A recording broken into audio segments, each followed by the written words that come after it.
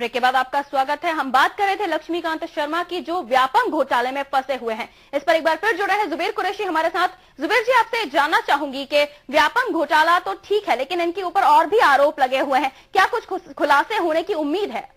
देखिए पारुल, अभी जो लक्ष्मीकांत शर्मा, इनको दो मामलों में संविदा शिक्षा वर्ग 1 और वर्ग 2 में आरोपी बनाया गया। वर्ग 1 में करीब 87 लोगों को आरोपी बनाया गया, जबकि वर्ग 2 शिक्षा में 43 लोगों को आरोपी बनाया गया। इनके खिलाफ धोखाधड़ी, कागजों में हेरफेर और आईटी एक्ट का आरोपी बनाया गया। इसके नामजद आरोपी हैं ये सभी इस मामले में, लेकिन जितने इसमें नामजद आरोपी उनमें से करीब करीब सभी लोगों की गिरफ्तारी हो चुकी है। चाहे हम बात लक्ष्मीकांत शर्मा के ओएसडी ओपी शुक्ला की करें, चाहे हम बात राज्यपाल के ओएसडी धनराज यादव की बात कर रहे हैं, या मैं पंकज द्विवेदी या नितिन महेंद्र की बात कर रहे हैं, लेकिन अभी तक लक्ष्मीकांत शर्मा और सुधीर शर्मा जो दो मुख्य आरोपी हैं पूरे फर्जीवाड़े के, उनकी गिरफ्तारी नहीं हो सकी है। उनकी गिरफ्तारी नहीं होने से कहीं ना कहीं एक जो एसटीएफ को एक पर उंगली उठना शुरू हो गई है। लेकिन एसटीएफ के जो एडीजी हैं सुधीर शाही, जो काफी ईमानदार और तेज और दबंग माने जाते हैं, उनकी दबंगियाई भी और उनकी ईमानदारी पर भी कहीं ना कहीं अब शक होने लगा है। जिस तरह से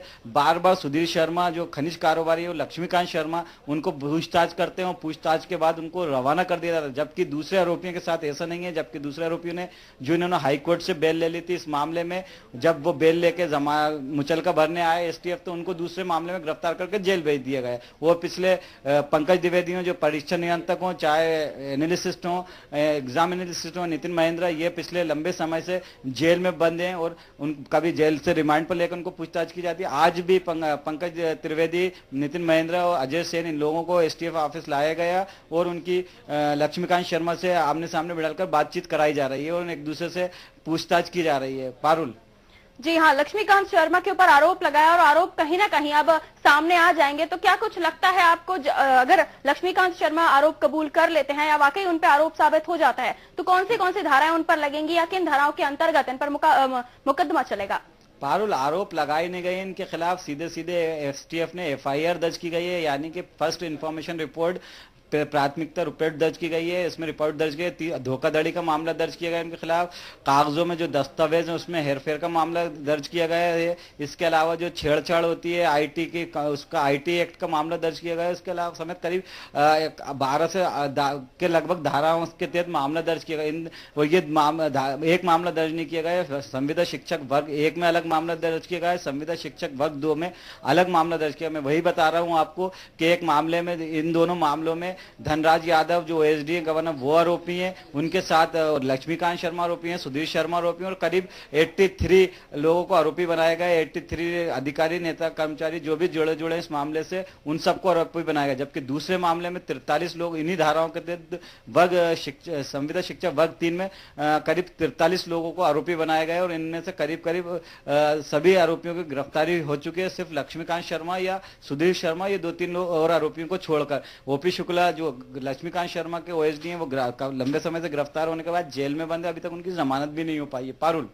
जी, जिस तरह की जानकारी हमारे पास है, लक्ष्मीकांत शर्मा अपनी सफारी से आए थे एसटीएफ के पास और वहां पर उन्होंने मीडिया कर्मियों से बात करने से मना कर दिया, मीडिया से रूबरू होने से मना कर दिया और सीधे एसटीएफ के पास पहुंच गए। क्या लगता है आपको कि वाकई वो भी मीडिया से बचना चाहते हैं और किसी सवाल का जवाब नहीं देना चाहते? देखिए पारुल, सीधे लक्ष्मीकांत शर्मा जैसे ही आज एसटीएफ ऑफिस पहुंचे, आपको बता दूं कि लक्ष्मीकांत शर्मा को एसटीएफ लगातार पूछताछ के लिए बुला रही थी। पहले उनको एक नोटिस जारी किया गया उनको बुलाने के लिए, लेकिन वो नहीं पहुंचे। फिर दूसरा नोटिस जारी किया गया उनको बुलाने के लिए, तब भी वो नहीं पहुंचे। लेकिन फिर तीसरा नोटिस जारी किया गया और उनको साफ चेतावनी दी गई कि अगर आप अब तीसरे नोटिस के बाद भी अगर नहीं आते तो आपको कहीं से भी गिरफ्तार किया जा सकता है। इसके बाद लक्ष्मीकांत शर्मा का कहना था कि वो आउट ऑफ स्टेशन है और भोपाल से बाहर है, इस वजह से वो नहीं आ पा रहे हैं। लेकिन और आज सीधे उनका कहना था कि वो सीधे बाहर से आए और सीधे एसटीएफ ऑफिस पहुंचे। वहां पर उनसे मीडिया ने बातचीत करने की कोशिश की। मीडिया का काफी जमावड़ा है, पूरा मीडिया वहां पर मौजूद था, लेकिन उन्होंने सीधे अपनी गाड़ी से उतर के एसटीएफ के केबिन ऑफिस अंदर चले गए। वहां पर करीब 1.5 घंटे 2 घंटे तक वो सुधीर शाही से मिलने के लिए इंतजार करते रहे। लेकिन सुधीर शाही चूंकि ऑफिस में भी मौजूद थे, ऑफिस में बैठे थे, लेकिन उन्होंने सुधीर शाही ने उनको मिलने के लिए उनसे पूछताछ शुरू नहीं करी, उनको बाहर बिठाए रखा। इसके बाद एसटीएफ की टीम, पंकज द्विवेदी जो परीक्षा नियंत्रक है, वे पंकज थे, नितिन महेंद्र, अजय सेन, इन लोगों को दूसरी गाड़ी से बुलाया गया और उनको भी अंदर एसटीएफ कार्यालय जैसे अंदर का। इसके बाद सुधीर शाही लंच पे चले गए और लंच के अभी तक लंच से लौटे नहीं है। अब उनके लंच से लौटने के बाद इन लोगों से पूछताछ शुरू होगी और ये पूछताछ कब तक चल सकती है इस बारे में कुछ कहा जा नहीं सकता, लेकिन ये तय है कि लक्ष्मीकांत शर्मा को बुलाया गया और आज लक्ष्मीकांत शर्मा से सख्ती से पूछताछ की जानी है। संभवतः उनकी गिरफ्तारी भी हो सकती है आज। पारुल जी बिल्कुल आप सही कह रहे हैं जुबेर जी। एक बात और आपसे जानना चाहूंगी, क्योंकि लक्ष्मीकांत शर्मा शिक्षा मंत्री रह चुके हैं और शिक्षा से उनका नाता रहा है और कहीं ना कहीं वो बच्चे जो कड़ी मेहनत करते हैं पास होने के लिए, उनके करियर के साथ भी खिलवाड़ हुआ है, उनकी शिक्षा के साथ भी खिलवाड़ हुआ है। बिल्कुल पारुल, लक्ष्मीकांत शर्मा एक शिक्षा मंत्री के साथ साथ जनसंपर्क मंत्री भी थे। काफी पावरफुल मंत्री माने जाते थे, काफी, और आरएसएस के संगठन के खास माने जाते थे, करीब माने जाते थे और सीएम के भी करीबी माने जाते थे। जिस तरह से इस पर व्यापम फर्जीवाड़े का खुलासा हुआ, जिस तरह से उनका नाम सामने आया लक्ष्मीकांत शर्मा का, उसके बाद वो चुनाव भी हार गए और एक तरह से उनसे संगठन ने और सत्ता ने भी कन्नी काट ली है, लेकिन वो लगातार इस सत्ता का फायदा उठाते रहे। उन्होंने साफ चेतावनी दी थी, अब ये चेतावनी किसको दी है, क्या दबाव है, किस तरह से वो ब्लैकमेल कर रहे हैं कि एसटीएफ गिरफ्तारी नहीं हो। उनका साफ कहना था कि अगर उनकी गिरफ्तारी होती है तो वो अकेले जेल ले जाएंगे। साफ इशारा था, कहां पर इशारा था, किससे उन्होंने बात की, सबको पता है, लेकिन अभी खुलकर बोलने की कोई हैसियत नहीं है, किसी की खुलकर बोलने की हिम्मत नहीं है। उन्होंने साफ, जब एसटीएफ में पहली बार पेश हुए थे एसटीएफ के नोटिस के, तभी उनकी गिरफ्तारी हो जाती, लेकिन वो पूरी तरह से अपनी राजनीतिक बिछा के एसटीएफ पहुंचे थे, पूरी अपनी प्लानिंग करके एसटीएफ पहुंचे थे और कुछ देर बाद ही उनको एसटीएफ ने कुछ समय की पूछताछ के बाद उनको रवाना कर दिया। फिर दूसरी बार जब उनको बुलाया गया तो तब भी यही हुआ, उनको ये कयास लगाए जा रहे थे कि उनको गिरफ्तार किया जाएगा, लेकिन तब भी कोई गिरफ्तारी नहीं हुई, उनको पूछताछ के बाद छोड़ दिया गया। चूंकि ये इस बात से साफ समझ में आ रहा है कि कहीं ना कहीं एसटीएफ और सुधीर शाही और पूरा एसटीएफ दबाव में, किसके दबाव में ये बताने की जरूरत नहीं है, लेकिन कहीं ना कहीं दबाव में काम कर रही है एसटीएफ। यही वजह है कि लक्ष्मीकांत शर्मा बराबर आते हैं और थोड़ी सी देर बाद या रुकते हैं, बातचीत करते हैं, वो चले जाते हैं। इससे साफ जो एसटीएफ की छवि है वो भी धूमिल हो रही है। पारुल जी बिल्कुल, एसटीएफ की छवि तो धूमिल हो ही रही है, साथ साथ उन बच्चों के करियर के साथ भी खिलवाड़ हुआ है जिनके रोल नंबर उनके सिस्टम में पाए गए, जिनके रोल नंबर के आगे पीछे वो बच्चे बैठे होंगे, हो सकता है वो भी रैंक होल्डर्स हो, लेकिन कहीं ना कहीं इन बच्चों के रोल नंबर्स के आने के बावजूद उनका रिजल्ट पिछड़ गया हो। पारुल, ये जो मामला है ये मेडिकल स्टूडेंट्स का मामला नहीं है, ये संविदा शिक्षक का वर्ग 1 और वर्ग 2 का मामला है। इसमें उन्होंने पैसे लेकर शिक्षकों की भर्ती कराई थी, संविदा शिक्षकों की भर्ती कराई थी, उनकी नोट शीटों पे संविदा शिक्षकों की भर्ती की गई थी। उनका यह भी कहना है कि ये कई भर्ती उन्होंने दूसरे ऊपर के नेताओं के ऊपर के अधिकारियों के कहने पे की गई थी। ये सीधे सीधे शिक्षकों की भर्ती से का मामला है और जो संविदा शिक्षकों की जो भर्ती हुई थी मध्य प्रदेश में सरकार में, उसमें गड़बड़ झाले का मामला है, उसमें घोटाले का मामला है। ये मेडिकल जो पीएमटी घोटाला है उससे बिल्कुल अलग है। लक्ष्मीकांत शर्मा जो आरोपी हैं संविदा शिक्षा भर्ती घोटाले में आरोपी हैं वर्ग 1 में और वर्ग 2 में। पारुल जी, क्योंकि व्यापम घोटाला एक बड़ा घोटाला बन चुका है, पूरी तरह से करोड़ों का फर्जीवाड़ा सामने आया है, काफी लंबा फर्जीवाड़ा सामने आया है, तो लक्ष्मीकांत शर्मा को भी अब बयानबाजी के लिए बुलाया है। क्या लगता है आपको, आज जो बातें होंगी, जो खुलासे होंगे, उसके बाद लक्ष्मीकांत शर्मा की गिरफ्तारी हो सकती है?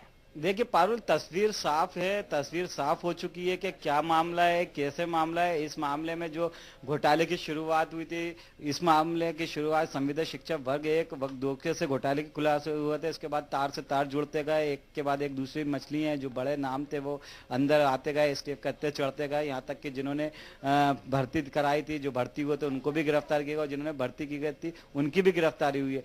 तो साफ कहा जा सकता है कि आज जो लक्ष्मीकांत शर्मा को बुलाया गया है, कहीं ना कहीं उन पर दबाव है और उनको देखकर लगता है कि कहीं ना कहीं आज उनकी गिरफ्तारी संभव है। जिस तरह से आज उनको एसटीएफ में व्यवहार किया गया है, जिस तरह से उनके साथ बातचीत की जा रही है, जिस तरह से उनको अब तक बिठाया रखा है, अब तक उससे लगता है कहीं ना कहीं उनकी गिरफ्तारी हो सकती है। इससे पहले जितनी बार भी लक्ष्मीकांत शर्मा एसटीएफ में बयान देने के लिए आए, उनको मुश्किल से 1 घंटा का भी समय नहीं लगा, 1 घंटे में उन्होंने बयान दिए और वो चले गए। लेकिन अभी सुबह 11 बजे से वो एसटीएफ ऑफिस में मौजूद है और अभी तक वहां पर मौजूद है, लेकिन उनसे भी पूछताछ शुरू नहीं हो सकती है। संभवतः ये पूछताछ देर रात तक जारी रह सकती है। एक तरीके से भले ही गिरफ्तारी न हो या ना उन पर, लेकिन मानसिक रूप से दबाव बना दिया है एसटीएफ ने और उससे वो हड़कंप मचे हुए उनमें और घबराए हुए हैं वो लक्ष्मीकांत शर्मा। पारुल जी, आप बता रहे थे इससे पहले भी खनन माफिया सुधीर शर्मा के साथ भी उनके संबंध हैं, तो क्या ये भी साबित होता है कि खनन माफियाओं के साथ भी उनके कोई टच है, उनके कोई कनेक्शन है? बिल्कुल पारुल, ये सुधीर लक्ष्मीकांत शर्मा उसी संविदा शिक्षा भर्ती घोटाले या वेपम घोटाले से पहले ही सुर्खियों में आ गए थे, जब खनिज माफिया या खनिज कारोबारी सुधीर शर्मा की यहाँ आयकर विभाग का छापा पड़ा था। उस आयकर विभाग के छापे में एक आयकर की टीम को एक डायरी मिली थी जिसमें लक्ष्मीकांत शर्मा का नाम पाया गया था, लक्ष्मीकांत शर्मा का नाम लिखा गया था। उस समय ही वो सुर्खियों में आ गए थे और उसके बाद से लगातार वो निशाने पर रहे, टारगेट पर रहे। उसके बाद एक उनके पास से एक जो उनकी पिस्टल भी मिली थी लक्ष्मीकांत शर्मा की, जो चोरी चली गई थी उनकी, लेकिन वो आयकर की टीम के पास थी। वो बाद में थाने में, कमला नगर थाने में जब्त हुई थी। ये मामला भी सुर्खियों में रहा था। इसके बाद से ये मामला आ गया सुर्खियों में, वेपम वाला, फर्जीवाड़ा। तो कहा जा सकता कहीं ना कहीं उनके लिए दिन अच्छे नहीं थे और लगातार मुश्किलों में फंसते गए और मुश्किलों को ने और संकटों ने उनका पीछा छोड़ा नहीं, यहाँ तक कि वो इन सब के बाद चुनाव हार गए और चुनाव हारने के बाद भी उनकी मुश्किलें कम नहीं हुई और मुश्किलें लगातार बढ़ती जा रही हैं। और आज भी ऐसा लग रहा है कि उनकी मुश्किलें कम होने की जगह और बढ़ने वाली हैं। पारुल जी जुबेर जी, बहुत बहुत धन्यवाद आपका। तो देखा आपने, लक्ष्मीकांत शर्मा की मुश्किलें बढ़ती जा रही हैं, खनन माफियाओं के साथ भी उनके रिश्ते सामने आए हैं और उसके बाद अब वो व्यापम घोटाले में पूरी तरह से फंस चुके हैं।